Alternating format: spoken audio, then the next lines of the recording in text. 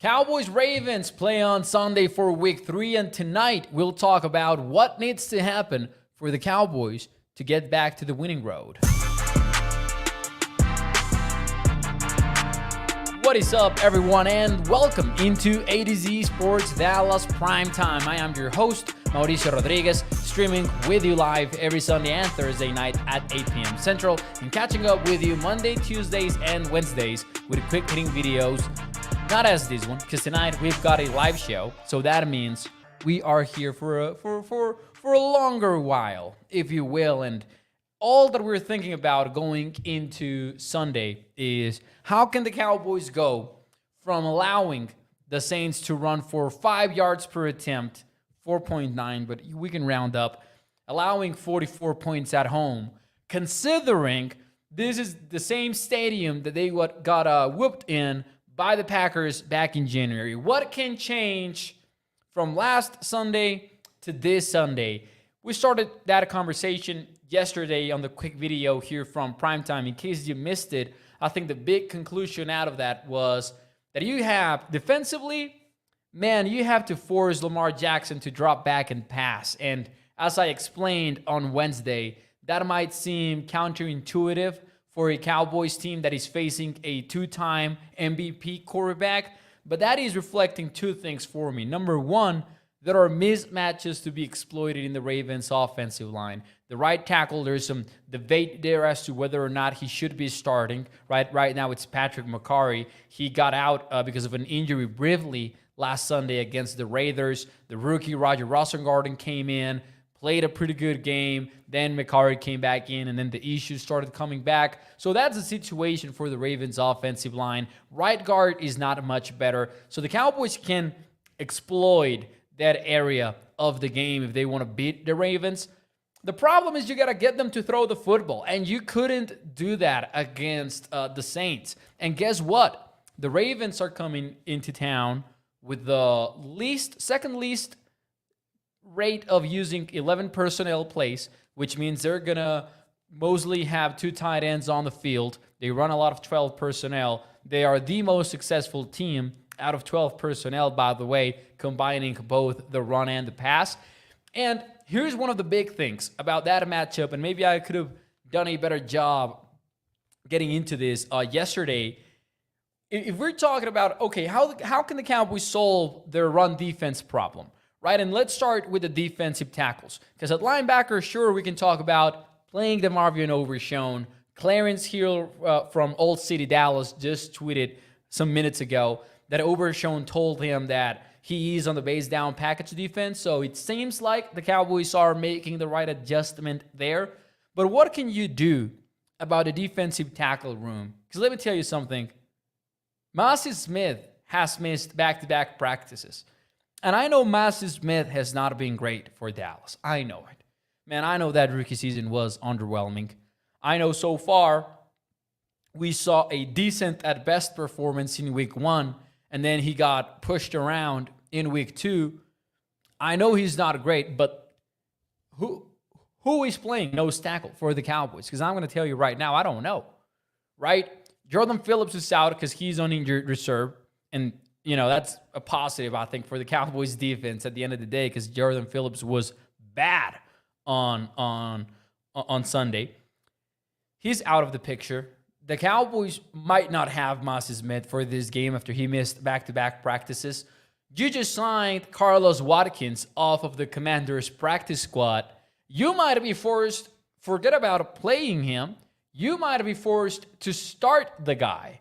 The newcomer, you might be forced to, hey, welcome to the team. Go out there and play against this physical Ravens offense. And here's the thing about Carlos Watkins. He had a pretty respectable 2021 season with the Cowboys. But I don't know if that felt like a one-year thing for Watkins. If you look at his whole career, it's not like he's been killing it before or after that. It was like that special 2021 year where he played a pretty decent year at nose tackle for the Cowboys. But then after Carlos Watkins, you know, Justin Rogers, remember, he's not in the Cowboys anymore, the 7th-round rookie. There's Denzel Daxon, the international player on the practice squad. He might be called up. He might have to be called up. But just a reminder that the Cowboys not only have some trouble at the defensive tackle position. They have a numbers problem there too. Like, it's not just the quality of players, it's the amount of players, and that is just an absolutely wild thing to go through during the regular season, especially in September. We'll see if the Cowboys make some additional moves as we get deeper into the season, but that's a big question mark. So if you're not going to get better play from your defensive tackles, and you're talking about improving versus a run against the Ravens, who are good at running the ball, by the way, and maybe they're not an outside zone type offense, but they can do it if they want to, and they probably will test you in that area. If it's not because of better defensive tackles up front, then what can the Cowboys do? Right? The answer for so many people will be just lower the box, right? Let's just, make Lamar Jackson beat us, which is a little bit of a risky approach against an MVP QB. But here's my big thing. If you sell out against the run, the Ravens will make you pay for it. Because listen to this. No one in the NFL has as many pass attempts out of 12 personnel than the Ravens. They have 38 pass attempts this season, 2 games into the thing. That's 20 more than second place in the NFL. So they have 20 more pass attempts out of 12 than the next team in the league. And a big reason for that is Isaiah Likely, Mark Andrews, that is a two-headed monster at tight end, and they trust these guys as blockers. They trust these guys as pass catchers. And so many times they'll even line up in 12 personnel, and they can split them out wide. They can play them in the slot as wide receivers almost, or they can have them in line blocking and doing all that kind of stuff. These are versatile tight ends. It's a dangerous group, if we're being honest, and I look forward to seeing how the Cowboys deal with that, because it's a little bit of a double-edged sword. Do I sell out against the run and pay for the consequences, or do I not sell out against the run but suffer from poor defensive tackle play in the trenches, which is what cost you the game against the Saints? We'll see how that goes. Carlos Watkins, the good news is he doesn't really have a high bar, right? So Carlos Watkins might not be great. He might still be enough for Dallas. And I say this in the sense that Jordan Phillips was really, really bad. Like, I'm talking about really bad. If you did not watch the tape, I'm going to tell you right now, he was worse than you think he was. Like, Jordan Phillips was getting pushed around out there, not in shape, not ready for game day. Hell, he wasn't even focused on the damn game, because there was one play, one of the big throws from Derek Carr. I think it's the tight end leak that the Saints play. That, I'm not saying he would have sacked Carr, but he could have tried to pressure him, and instead he's going at the offensive lineman and making a hit on him instead of focusing on the play and getting after the ball, right? So, man, it's just a weird situation there, but that's on the defensive side of things. We talked about it on Wednesday. I think if the Cowboys get the Ravens to passing downs, they have a very legit shot at winning that game on Sunday. It's not going to be easy getting them to passing downs, but that is a recipe on the defensive side of the ball. They do have some good playmakers at wide receiver as well, in Zay Flowers and Rashad Bateman. I'm not talking about an elite group of wide receivers, but it's not going to be an easy day on the cornerbacks either. We'll see how Lamar Jackson challenges the safeties. We'll see how the Cowboys contain Lamar, right? Because they can pressure him. The thing about Jackson is that he will just move around, create some magic. That's what he does. So how do you balance trying to bring him down versus trying to keep him in the pocket and try to make him work? Overshown might be a spy on this game on Lamar, and the actions of the Cowboys have been so far when they have needed a spy, they've used Overshown on Deshaun Watson. Mike Zimmer kind of alluded to the possibility of, hey, maybe we will use Micah as the spy. I'm here to tell you right now, I'm not sure they can afford that. I'm not sure you can afford to move Micah off of the defensive line. And this is not me hating on the whole play Micah at linebacker thing. Let's assume, yes, it would be nice, but then who is playing edge? Because, man, I'm not trusting Marshawn Neiland for this one. I'm sorry. I am not. First and foremost, I want to exploit the mismatch on the right side, and I'm here to tell you Ronnie Stanley will dominate Marshawn Neiland over on the left side of the Ravens offensive line if you ask him to do that, right? Neiland, I'm excited about him. I'm excited about his future. Not ready yet, and not against a tackle like Ronnie Stanley, who is on the injury report. We'll see if he plays or not, but I think the expectation is for him to do so. So I'll just leave that there. But now let's flip the script, right? Because we focused on the defense last night. I want to focus on the offense now. Here's the thing. If you watch the game, Ravens-Raiders, you know two things. Davante Adams went off. Brock Bowers went off. One went for over 100 yards. Brock Bowers, I think, had 98 in 9 catches out of 9 targets. So they were great throwing the ball around against this Ravens secondary. And here's the big thing. I think the Cowboys can walk into this game and do that. I think the Cowboys can challenge the Ravens secondary. Marlon Humphreys was targeted consistently in this game. I don't have the exact numbers, but if I remember correctly, I think it was something like 6 for 9. And you can see on film, they wanted to go there. There are some playmakers on the Ravens defense. I'm going to be honest with you. There's Kyle Hamilton, who I really like, and he is this sort of big nickel type. He plays a lot of safety. He plays in the box a lot, but he also spends a lot of time in the slot. So he could be put on like your tight end, Jake Ferguson, assuming he plays, right? Because that's the expectation right now. He could be they could play him at nickel, and that's going to be a fun matchup. Here's my big takeaway, though. Here's my big takeaway from this game. The Raiders did a great job scheming guys wide open. And that's going to be on Mike McCarthy and the Cowboys to figure out, right? So this wasn't necessarily just Davante Adams being the beast that he is and making some insane catches. Some of it was exactly that. I'll give it to him. But there are some routes where they'll have, against cover 3, against cover 4, which is what the Ravens like to play the most, they'll have these deep crossing routes where they're trying to pull the safeties to one side and then just scheme someone else underneath, wide open. That's how they got one of the biggest plays with Brock Bowers. That's how they got one of the biggest plays with Davante Adams. The Cowboys have to figure out a way to do that. There's 2 parts to that. One, obviously, you got to be able to make that scheme work. But also, you got to be able to hold up on the edges. Because listen, Odafe always no joke. And he's going to be, Tyler Guyton's going to need help on this game. And then on the other side, Cal Van Noy, also no joke. I think he has one of like the top 15 pass rush win rates in the NFL 2 weeks into the season.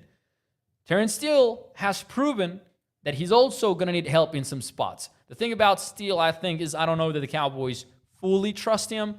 We saw him be a problem in the first 2 red zone drives against the Saints. And then by drive number 3, the Cowboys were moving the pocket inside the red zone, right? They were giving Dak Prescott some extra time. So it's going to be a challenge. It's going to be a challenge out there. Hey, shout out to none other than the man, the myth, the legend, Kevin Gray Jr. Appreciate you being here, Kevin. He says, what needs to happen for the Cowboys to beat the Ravens? Well, gotta pray. Says Kevin. Man, I totally understand where Kevin is coming from. This is an interesting game because I'm with Kevin. I think it's a tough game to win. I'm just going to say that right off the get-go. I also think the Cowboys absolutely have a chance, right? Recency bias is always say things, so it's tough to shake off that game. This is one of the games where we're going to find out, did the Cowboys adjust or not? And I'm not sure how you can adjust to getting your asses beat at defensive tackle, but there's got to be something. There's got to be some alignment tweak that you do. There's got to be something that Mike Zimmer does to, I'm not going to say fix the run defense. I'm just going to say slightly improve it, right? Keep yourself in the game. Find a way to get a stop. But hey, I'm with Kevin in the sense that praying would be a good option for Dallas. It might seem like it. Frederick says, what linebackers do you use if the Ravens show 12 personnel, 2nd and 4, 7-yard downs? Man, Frederick has us coaching right now. You definitely got to go 4-3. Man, I'm assuming like Clark and Overshown myself. Here's the thing about Leofau, which would be the other, and obviously Kendricks, right? Like Kendricks, Clark, and Overshown. Here's the thing about Leofau for me. He got manipulated a little bit by the Saints on Sunday. There are some plays there where you could see him be like, hey, they got you, right? They got you in this play, they got you in that play, and obviously the defensive tackles didn't help. But there were some plays there where Leofau was a little bit hesitant, maybe not staying in the right gap, and I just would go with the experience in that sense. And I like Leofau, of course. I know the Cowboys do too. But that's a good aspect of that decision. Do you go with the experience or not? Right? Let's see. Rico says, lays them boots up, Mo, and let's go. Rico, no, man. No, I don't want to go out there. Hey, I don't have a knee, Rico. I think you could get Jalen Smith to play, and he'll have a healthier knee than I have, honestly. And Gregory says, it's not the linebackers, it's the defensive line. And Gregory, to a very, very high degree, you are absolutely right. Like, the big problem is the defensive line. There is no question about that. That being said, Leofau was not without fault in some of those big plays versus the Saints. Just keeping it fair. There were some plays where Leofau could have made a better decision. Tough task with the defensive tackle play? Absolutely. But yeah, I'm just saying I would prefer Overshown, Clark, and Kendricks in the 4-3.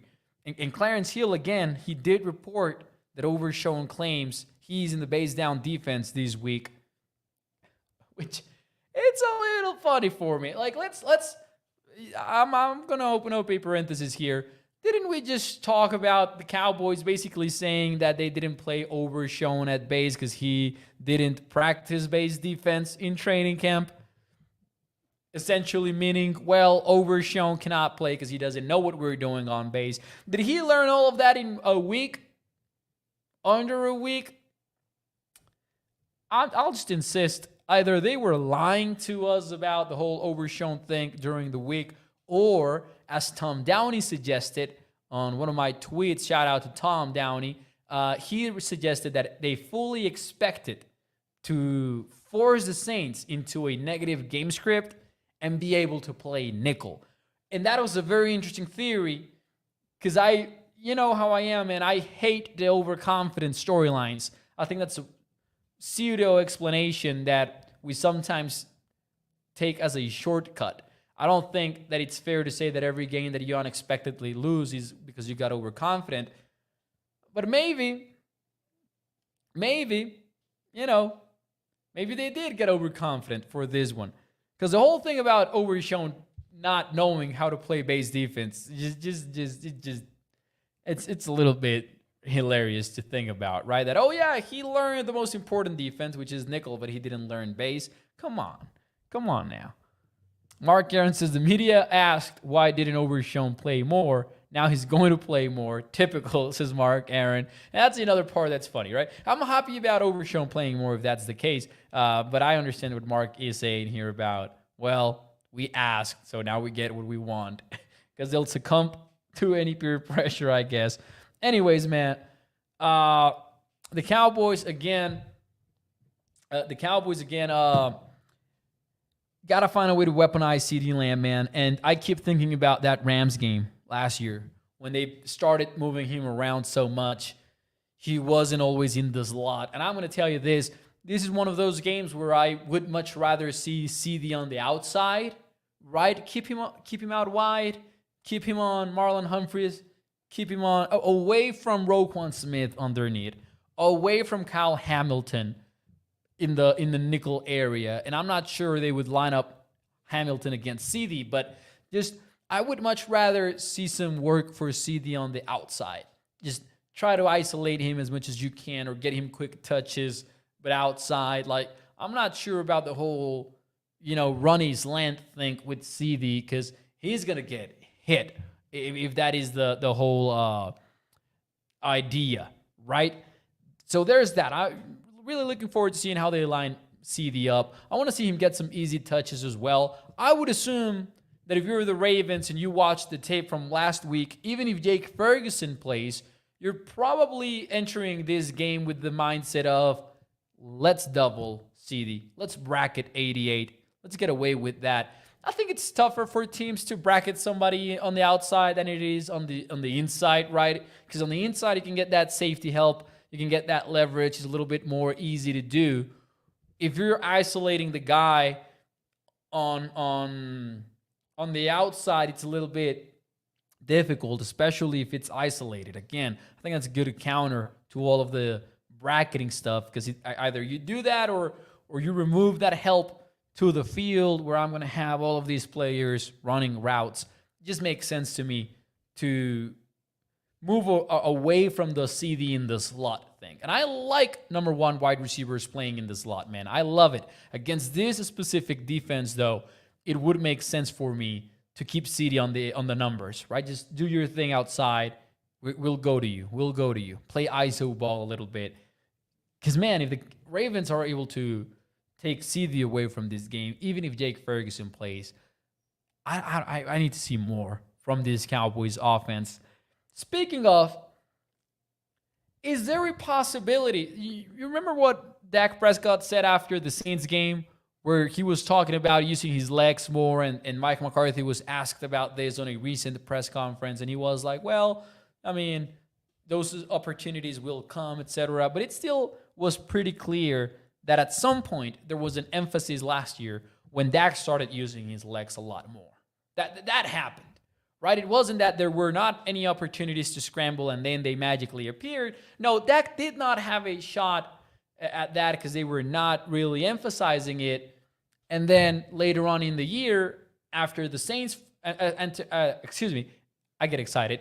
After the 49ers loss, he started running around. Now, that coincided with the whole let's be much more pass happy and let's start slinging the ball around on early downs. The Cowboys are doing a lot more of that already.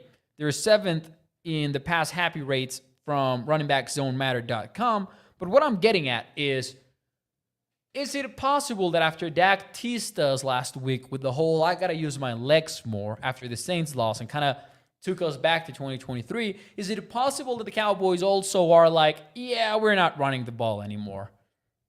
We'll just throw it around and hope Dak can get us to the win? I think it could happen. It did happen last year. The Cowboys were pre-bye week. They were 12th in the NFL in pass happy rate. For those of you who don't know, when I talk about being pass happy, we're talking early downs, neutral situations, right? So first and second down, are you throwing, are you running the ball? Cowboys were the 12th most aggressive team last year before the bye week. Acceptable. After the bye week, they were the 4th pass happiest team in the league. So there was a clear shift. Right now, the Cowboys sit at 7th. Do we see a shift where they're like, okay, here we go. We're abandoning the run game a little bit. Because, man, what you're doing in the run game now is not working. We can talk about Dalvin Cook being activated potentially on Saturday. It's a question mark still if he will or not. Not changing anything, man. Dalvin Cook in there, not changing anything. I'm sorry. But the offensive line blocking up front is inconsistent. You don't see linemen sustaining blocks and allowing running backs to get to the second level with bodyguards, right? Because the linebackers are running free after the line of scrimmage. They're just doing their thing. The opposite of what the Cowboys are living defensively is what the Cowboys are living offensively, basically. The linebackers are in hell when they're on defense, and opposing linebackers are in heaven when they're playing the Cowboys offense. That's as simple as we can make it, I think. But I think there's a possibility where Mike McCarthy is like, yeah, we'll just forget about the running game for a while. And the scheme is no better running-wise. Like, it's still a lot of inside zone, a lot of duo. Every once in a while, every now and then, we'll do a pin and pull. Oh, we'll catch them by surprise. And then that will be it for the rest of the game. We'll do a reverse. We'll do an end around. Maybe the CeeDee Lamb jet sweeps make a comeback this Sunday. But it's a rarity. It's like, the sprinkle on top instead of this kind of like well-balanced offense that has a salad of running concepts like the Lions, like the Chiefs, like the Saints. The Cowboys don't do any of that. Let's see what you guys have to say, though, in the chat. Mark Aaron says, too bad Ferguson cannot play defense, too. Hey, I saw a tweet. I cannot remember who it was, but somebody said that they might need Cooper Beebe to play defensive tackle on Sunday. Because, man, again, that is just one of those positions that you don't have the bodies right now. Isidro says expecting too much of a rookie offensive lineman. It's going to take a while. And that's fair, but you're playing them, right? So when we make these breakdowns and everything, we got to point to the fact that, hey, these are your dudes up front. And I don't know that they hold up in pass pro against Van Noy and Owe this Sunday.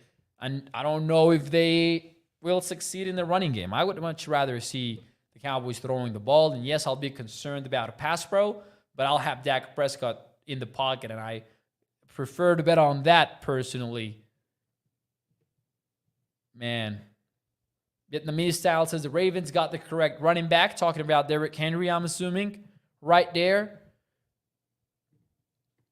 He's looking good, Derrick Henry, I think. The big thing about Henry is he's not great in pass pro, and he's not great as a receiver.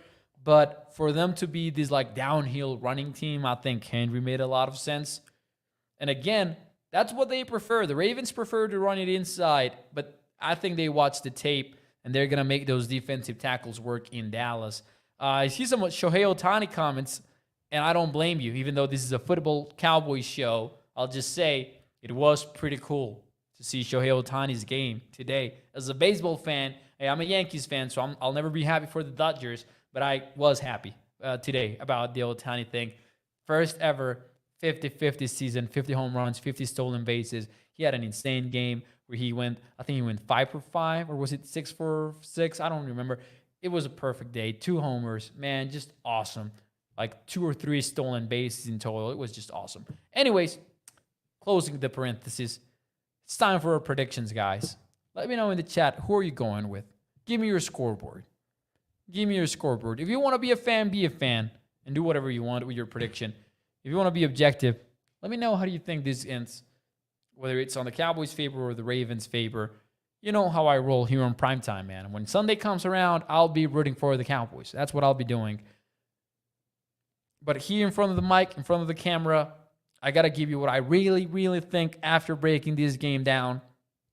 And what I believe is that the Ravens win this game at AT&T Stadium.